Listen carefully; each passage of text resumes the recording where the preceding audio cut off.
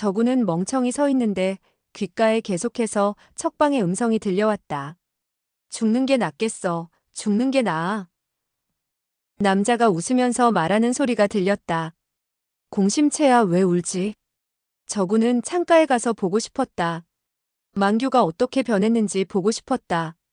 하지만 두 다리는 바닥에 못 박힌 것처럼 꼼짝도 할 수 없었다. 척방이 웃으면서 말하는 소리가 들렸다. 공심채하고 후원에서 놀고 있는데 두 마리의 말이 급히 지나갔어요. 말 위에 두 사람이 칼을 들고 있는데 아주 무섭게 생겼지 뭐예요? 공심채에게 나쁜 사람이 자신을 잡아간다고 하니까 울지 뭐예요. 만규는 웃으면서 말했다. 그건 포졸들이 탈옥범을 잡으려고 하는 거야. 아버지가 안아줄게. 아버지가 나쁜 사람을 때려줄게. 울지 마라. 공심채야. 무서워하지 마. 아버지가 나쁜 사람을 모두 때려줄게. 저구는 생각했다. 사매는 정말 거짓말도 잘하는군. 이렇게 되면 딸아이가 나쁜 사람을 봤다고 해도 척방을 의심하지 않을 거야. 아냐? 흥. 날 동정할 필요도 없이 빨리 와서 날 잡아가. 날 죽이란 말이야. 두 걸음 앞으로 나아가 창문을 통해 밖을 내다봤다. 만규는 화려한 옷을 입고 있었고 여자아이를 안고 안으로 들어가고 있었다. 척방은 그의 옆에서 나란히 걸어 들어가고 있었다. 정말 다정해 보였다. 사매가 만규에게 시집 갔다는 사실을 저구는 수천 수만 번도 더 생각해 보았다. 또한 그게 사실이 아니었으면 하고 바랐었다. 지금 이 순간 그는 자기 눈으로 직접 보게 된 것이다. 난 몸을 구부리고 척방이 버린 검을 주워 밖으로 뛰어나가 만규를 죽여버리고 싶었다. 자기가 감옥에 들어가서 그 많은 고통을 받게 된 것은 바로 눈앞의 저놈 때문이었다. 또한 자기의 생명보다 더 중요하게 여긴 여자가 저놈의 처가 된 것이다. 가슴속엔 아무런 잡념이 없었다. 저놈을 죽이지 않으면 저놈의 칼에 죽는 것이다. 몸을 구부리자 잡초 속에 정전의 시체가 보였다. 정전은 두 눈을 감고 있었으며 매우 행복한 표정을 짓고 있었다. 갑자기 생각이 났다. 정영이 죽을 때 능소저와 함께 묻어달라고 나에게 신신당부를 했지. 내가 지금 뛰어나가 만규와 싸우다가 죽는 건 상관없지만 정영의 소원을 들어줄 수 없잖아. 그리고 또 생각했다. 삼해도 이 일은 반대할 거야. 퇴. 저군, 이 개자식아. 너는 정말 형편없는 놈이구나. 이것저것을 생각하자 결국 분노는 천천히 가라앉았다. 하지만 난 하고 소리친 것을 만규가 들은 것 같았다. 그의 목소리가 들렸다. 창고에 사람이 있는 것 같아. 척방이 웃으면서 말했다. 그래요? 방금 전에 하인이 나무를 자르러 들어갔어요. 여보, 맛있는 요리를 만들어 왔으니 빨리 가서 맛을 봐요. 공심채는 울기만 하니 잠시 잠을 재워야겠어요. 만규가 말했다. 그렇게 하지. 딸을 안고는 함께 멀리 가버렸다. 저구는 잠시 머리가 멍하더니 아무것도 생각나지 않았다. 얼마 후 손으로 머리를 툭툭 치며 깊이 생각에 잠겼다. 이곳은 오래 있을 곳이 못 돼. 그 하인이란 자가 들어와서 나무를 가져가면 어떡해? 정영을 잘 숨겨놓고 나 혼자 빠져나간 뒤에 밤에 돌아와서 정영의 시체를 운반하는 게 좋겠어. 그래, 그렇게 해야겠군. 밖으로 나가려고 하는데 마음속이 내키지 않았다. 사매가 날 보러 다시 올 거야. 지금 떠나면 영원히 못 볼지도 몰라. 뭐하러 그녀를 다시 만나? 남편과 딸아이가 있고 행복한데. 나 같은 페인을 쳐다보기나 하겠어? 그녀를 다시 만나는 것은 괜히 쓸데없는 짓을 하는 거야.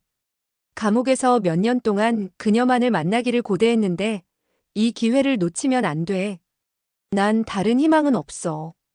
단지 사부님의 소식만 물어보면 돼. 내가 나쁜 처지에 놓이자 왜 그렇게 빨리 변했는지 그녀에게 물어보고 싶어. 그런 것을 물어봐서 뭐해? 그녀가 거짓말을 하지 않으면 사실을 말할 거야. 거짓말을 뭐하러 들어? 사실대로 말하면 내 가슴만 아파질 거야. 이것저것 생각하다 결국 떠나기로 마음먹었지만 도저히 떠날 수가 없었다. 그는 심사숙고하는 성격이 아니었다. 오늘 같은 인생에서의 중요한 사실에 직면하자 어떻게 결정해야 할지 망설였다. 남아있자니 안 되겠고 지금 곧 떠나자니 마음이 쓰라렸다. 어쩔 줄 모르고 있는데 갑자기 밖에서 발자국 소리가 들렸다. 한 사람이 천천히 이쪽으로 걸어오고 있었다. 그 사람은 몇 발자국 걸어오다가 정지했다가 다시 걸어왔다. 틀림없이 다른 사람에게 발각되지 않으려고 조심하는 것 같았다. 그 사람이 점점 가까이 오자 저구는 가슴이 크게 두근거렸다. 사매가 날 찾아왔군. 무엇을 말하려고 왔지? 용서를 빌러 온 것일까? 예정이 생각나서 왔나? 또 생각했다. 그녀에게 무슨 말을 해야 할까? 모르겠다. 그녀는 남편과 딸이 있고 행복하게 살고 있잖아. 그녀를 다시는 만나지 말아야겠다. 갑자기 그의 가슴 속에 맺힌 원한이 생각났다. 난 원래 시골의 촌놈이었어. 이러한 불행만 없었더라면 사매와 난 부부가 되어 행복하게 살았을 거야. 난 복수를 해야 해. 만규를 죽여야 해. 사매가 과부가 되면 나에게 다시 시집을 올까? 난 그의 남편을 죽인 사람인데. 그녀는 날 사랑하지도 않고 있어. 전부터 만규가 나보다 멋졌고 지금은 더욱 그래. 모든 원한은 여기서 끝내야겠다. 사매가 남편과 딸하고 행복하게 살게 해야지. 여기까지 생각하고 더 이상 척방과 말하지 않으려 했다. 몸을 구부리고 잡초 속에서 정전의 시체를 꺼내 업었다. 그때 누가 창고의 문을 거칠게 발로 차서 열고 안으로 들어왔다. 저군이 놀라며 몸을 돌리자 키가 큰 남자가 손에 검을 들고 문 앞에 서 있었다. 바로 만규였다. 저군은 아무것도 생각하지 않고 척방이 버리고 간 검을 들었다. 만규는 무척 화가 나 있었다. 저군이 탈옥했다는 소식을 벌써부터 알고 있었다. 하루 종일 안정이 안 되고 초조했는데 저군의 손에 척방에 검이 쥐어져 있는 것을 보자 화가 치밀었다. 그는 아주 차갑게 말했다. 역시 여기서 만났었군. 자신의 검까지 주면서 남편을 죽이려 하다니. 하지만 그렇게 안 될걸. 저군은 잠시 머리가 어지러워졌다. 만규가 지금 무슨 말을 하는지 알 수가 없었다. 그는 생각했다. 저놈이 어떻게 여길 왔지? 내가 여기 있는 걸 어떻게 알았을까? 사매가 날 잡아다 상금을 타라고 했나 보군. 그녀가 이렇게 무정한 줄은 몰랐어. 만규는 저군이 대답을 하지 않자 자신을 무서워하는 줄 알고 검을 들어 저군의 가슴을 찔러갔다. 저군은 검을 들어 막았으며 자연히 옛날 늙은 거지가 가르쳐준 작연식을 썼다. 검을 돌려 만규의 목에 갖다 댔다. 이 검법은 너무나 빠르고 이상해서 5년 전에 만규는 막지 못했다. 만규는 그때에 비하면 무공이 많이 강해졌지만 여전히 막지를 못했다. 만규는 놀랐으며 손에 쥐고 있는 검을 어떻게 사용해야 할지 몰랐다. 검을 들어 막자니 너무 늦었고 공격을 하자니 그의 상대가 되질 않았다. 그의 목숨은 상대방의 손에 달려 있었다. 화가 났지만 함부로 덤빌 수도 없었다. 저군의 더럽고 수염이 많은 얼굴을 보자 분노는 점점 공포로 변해갔다. 저군은 그를 찌르지 않고 다시 생각했다. 이놈을 죽여야 하나? 만규는 아주 위험한 처지에 놓여 있었는데 갑자기 상대방의 눈빛에 갈등의 빛이 떠오르자 재빨리 큰 소리로 외쳤다. 척방, 이리 와봐. 저군은 그가 큰 소리로 척방을 부르자 놀라며 머리를 돌렸다. 이것은 바로 만규의 속임수였다. 그가 머리를 돌리자 곧바로 검을 들어 공격했다. 저군은 오른쪽 손가락의 첫 번째 마디가 모두 잘려나가서 검을 똑바로 쥘 수가 없었다. 검이 손에서 빠져 달아났다. 만규는 기뻐하면서 검으로 찔러왔다.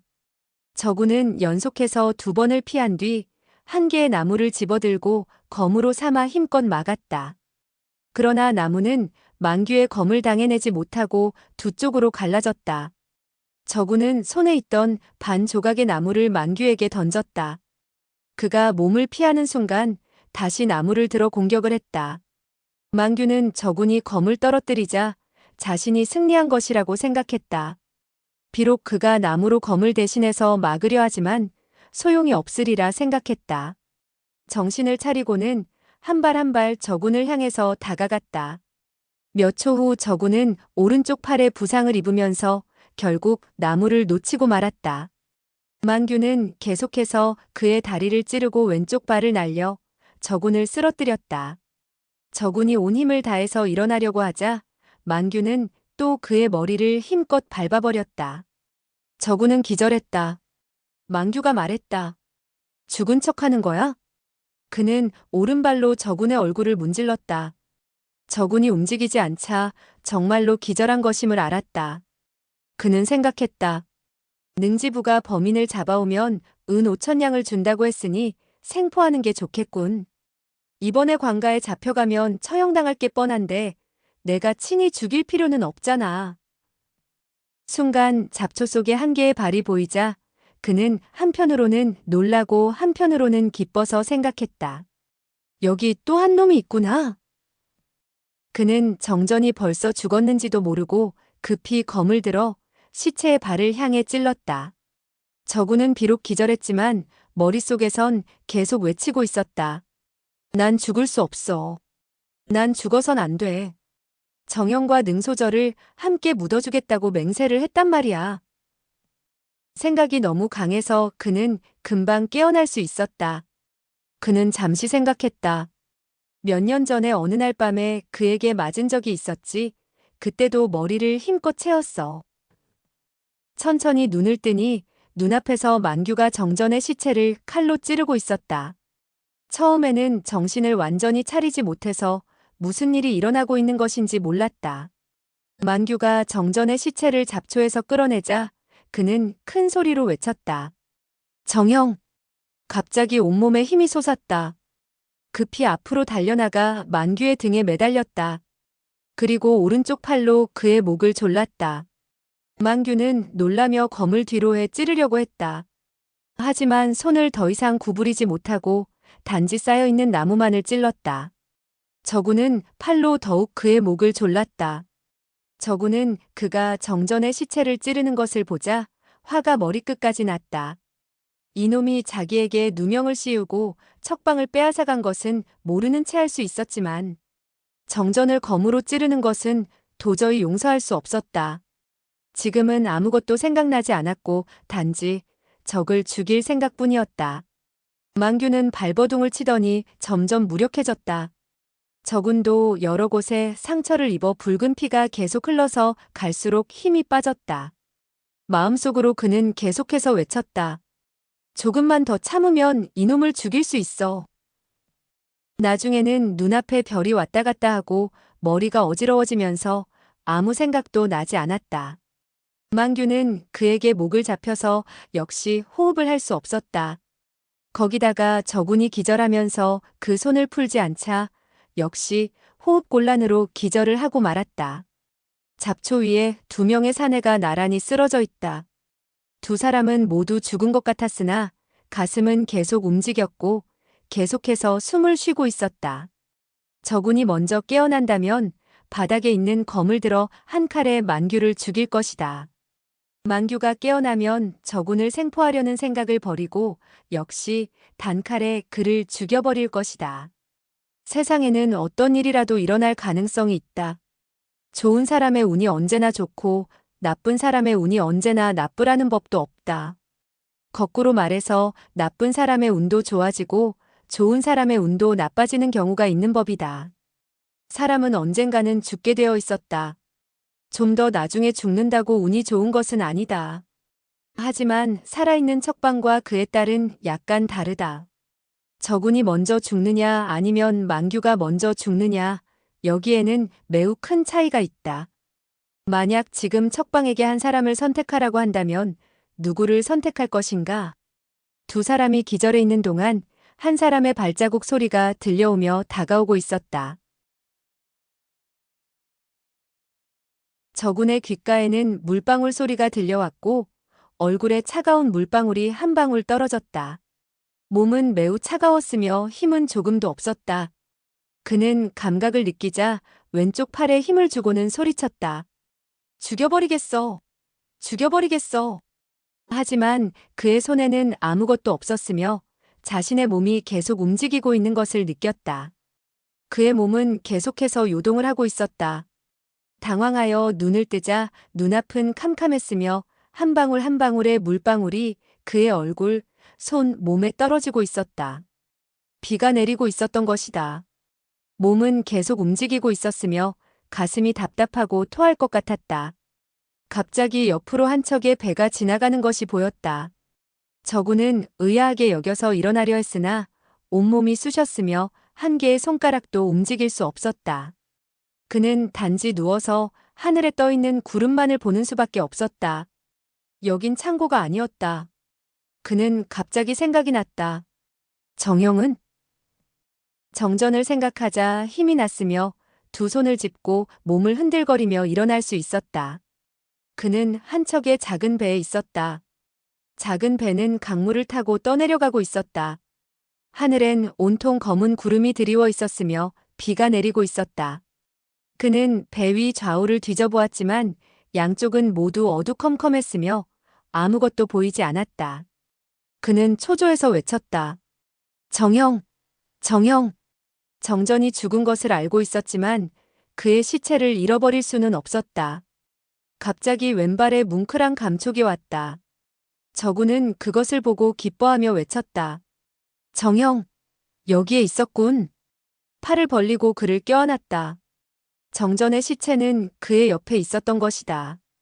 그때 날은 점차 밝아오고 있었다. 어느 정도 주위를 알아볼 수 있을 정도가 되었는데 갑자기 그의 다리에 붕대가 감겨 있는 것을 보았다. 거기다가 약 냄새도 맡을 수 있었다. 붕대는 단단히 매여 있지 않은 것이 붕대를 맨 사람은 매우 급하게 매려고 했던 것 같았다. 붕대의 일부분은 꽁무니가 비쳤는데 자세히 보니 붕대는 바로 여자의 옷이었다. 그는 순간적으로 사매가 그 붕대의 주인이 아닐까 하는 생각이 들었으나 곧바로 중얼거렸다. 그녀는 남편에게 날 죽이라고 해놓고는 왜 상처를 치료해 주었을까? 그녀가 말하지 않았다면 만규는 절대 내가 창고에 있다는 것을 알지 못했을 텐데. 저구는 한 척의 배에서 표류를 하고 있었으나 일단 강릉성을 벗어난 것 같았다.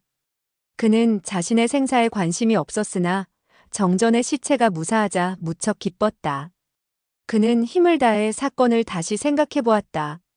만규가 정전의 시체를 찌르고 자신이 만규의 목을 조르던 일이 생각났으나 그 이후는 아무리 생각해도 생각이 나지를 않았다. 고개를 돌리자 머리가 딱딱한 물건에 부딪혔다. 그건 천으로 싼 작은 포대였는데 열어보니 대여섯 덩이의 은과 4가지의 여인의 폐물이 있었다. 거기다가 어린아이가 목에 거는 목걸이도 하나 있었다. 목걸이의 줄은 급히 끄는 것 같았고 목걸이 끝에는 작은 천 조각이 묶여 있었다. 아마도 어린아이의 목에 걸려있는 것을 급히 끄는 모양이었다. 금목걸이에는 덕용쌍무라는 내자가 새겨져 있었다. 저구는 많은 책을 읽지는 않았지만 글은 어느 정도 알고 있어서 그것을 읽을 수는 있었지만 뜻을 알 수는 없었다. 그는 생각했다. 이건 그 아이의 이름인가? 그는 폐물을 만지작거리면서 포대를 보고 더욱 어리둥절해졌다. 은과 폐물은 분명 날 구해준 사람이 주었을 거야. 부두에 도착하면 밥을 사 먹어야겠군. 도대체 누가 주었을까? 사매는 치장을 하지 않으니 폐물은 그녀의 것이 아닐지도 모른다. 강물은 출렁거리면서 작은 배를 끌고 왔다. 저구는 하루 종일 생각에 잠겨 있었다. 누가 나의 상처를 치료해 주었을까? 누가 나에게 은과 폐물을 주었을까?